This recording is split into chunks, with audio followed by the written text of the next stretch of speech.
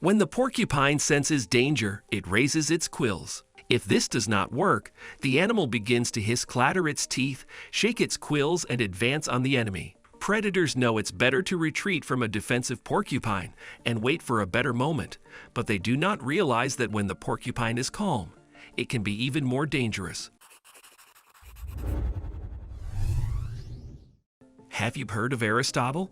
This ancient Greek philosopher knew a lot of different subjects, including zoology, and claimed it was dangerous to approach porcupines. Allegedly, these animals could shoot their deadly needle-like darts over great distances. I don't know if any of contemporaries listened to Aristotle, but hey, there must have been a reason they call him the father of zoology, the father of biology, the father of the scientific method. In short, Aristotle was quite a prolific father. The man with so many titles should know a thing or two about porcupines, but the real life turned out to be slightly different from what the famous philosopher imagined. Well, it's simply impossible to know everything, especially when you live in the 4th century BC. In general, Aristotle was right. Porcupines really know how to shoot their quills. They just do it randomly and don't try to aim at enemies. How do you even aim sideways or with your back? Porcupines have quills almost everywhere on their bodies, and they can all be used for protection. When the porcupine senses danger, it raises the projectiles to an upright position, waggles, then lashes its tail. At this time, some of the older quills, which the animal was ready to shed, can dislodge and fly away in any direction. Whether the quills stick into the enemy or not is a matter of chance, but since the ancient Greeks already noticed this could happen, one might wonder why predators keep hunting porcupines. If it's really that dangerous, and I'm not talking about humans, we love to take risks. You know, skydiving, eating at questionable roadside cafes. But what about lions?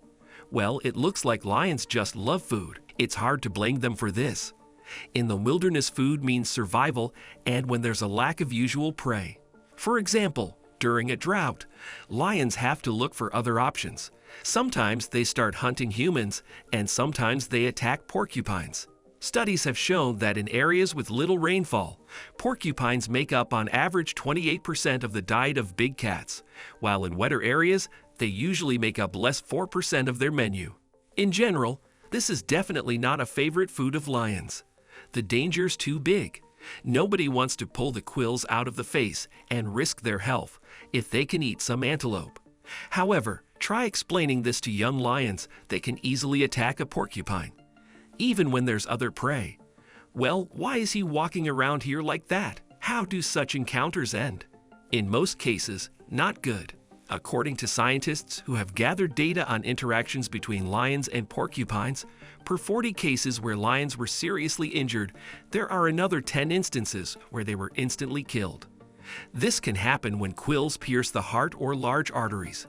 But when you look at the porcupine, it doesn't strike you as a cold-blooded killer. He's more like a funny beaver with quills, but even if the quill does not hit a vital organ, it can still kill the animal. Not because porcupines are covered with some kind of poison. Fortunately, nature did not think of this. However, they are not exactly sterile, which means that once in the body, the quill can carry infection or transmit some disease the porcupine carries, including rabies. In addition, the quills have a strange habit of traveling inside on their own, and at a fairly high speed, about 1 inch per day. I'm not saying, of course, that a quill that gets into a hind leg can come out through the ear, but it's quite capable of getting so deep, it becomes impossible to remove it. Hold on, when I come across such a dangerous animal, I always wonder why the quills don't harm the porcupine. They are long, tough, keep falling out, which means they can easily stick back into their owner. Moreover, porcupines fall from trees quite often.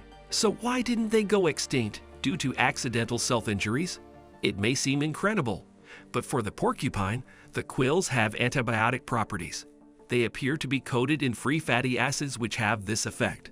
So even if a porcupine is injured, it'll easily avoid infection. In fact, this animal carries an entire first aid kit on its back, and the necessary medications are self-injected. But back to the lions. Imagine the quill ended up in its body. Is it possible to get it out? If we were talking about a dog, the owner would simply take it to the vet, who has a sedative, special tools, and comforting treats. But what should a wild animal do? Only hope that some of his kin will help. If this is not a lone lion, then someone from the pride will rid them of the quills, though this procedure is hardly pleasant. When the quills are removed, it's time to tend to the wounds. Unless you're a human or porcupine, you have no access to a first aid kit, so you have to handle this on your own.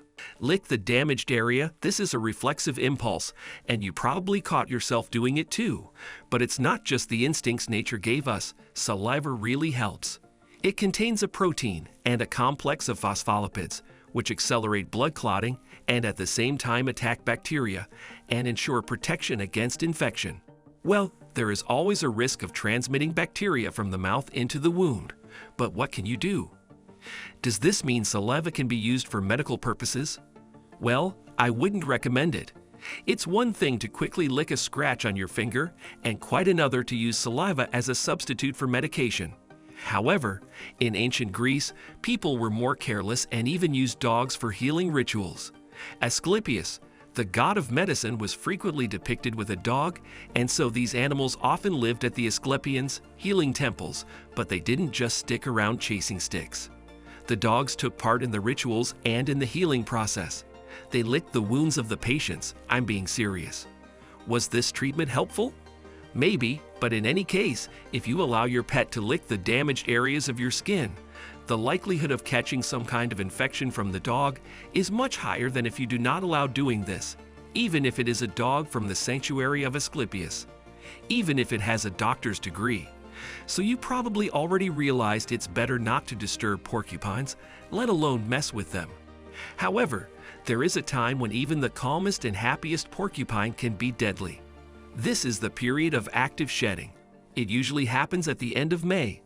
Imagine the quills are already quite loose, and when the animal prepares to get rid of the winter undercoat, it looks like an explosive shell. The good news is that porcupines are slow and do not often make sudden moves. The bad news is they can easily shake during the shedding period, and we already know what'll happen next. Wait, if the quills are so loose, does that mean the porcupines can just run out of them? Well, the porcupine will have to try hard for that. Researchers estimate this animal has more than 30,000 quills, and it'll take a really long time to get rid of all of them. Plus, new quills are growing at an alarming rate. Take human hair for comparison. On average, it grows by 0.02 inches per day. Porcupine quills grow roughly twice as fast, and they grow and fall out unevenly. That is, longer ones are sent flying, then get immediately replaced with the new ones, while medium-length quills also keep growing. In short, you get the idea. I think you don't have to worry about the animal losing its protection, but why are the quills actually so sharp compared to hedgehog quills? These are huge, deadly spears that can't be pulled out without feeling discomfort. Well, actually, porcupine quills are very hard hair. They're also made of keratin or protein that makes up our hair. But in the case of porcupines, it's more upgraded in a manner of speaking. If you've seen what human hair looks like under a microscope, you know it's covered with scales. Porcupine quills are similar, though they rather have backward-faced barbs. They are positioned in such a way that the quills can easily pierce the skin, but it takes a lot of effort to remove them. This explains why dogs need the help of a vet after getting too close to a porcupine. Evolution has literally armed porcupines with the perfect melee and ranged weapon. What if there were not the goblins who killed the dwarves of Morea? Porcupines. Actually, there is some truth in this. While people still used arrows as weapons, they learned how to make two types of arrowheads. The first ones are smoother so that they can pierce the armor without losing momentum along the way. And the second ones had prongs. You see them every day because this is what the mouse cursor looks like. But few people wonder what was the purpose of these protrusions.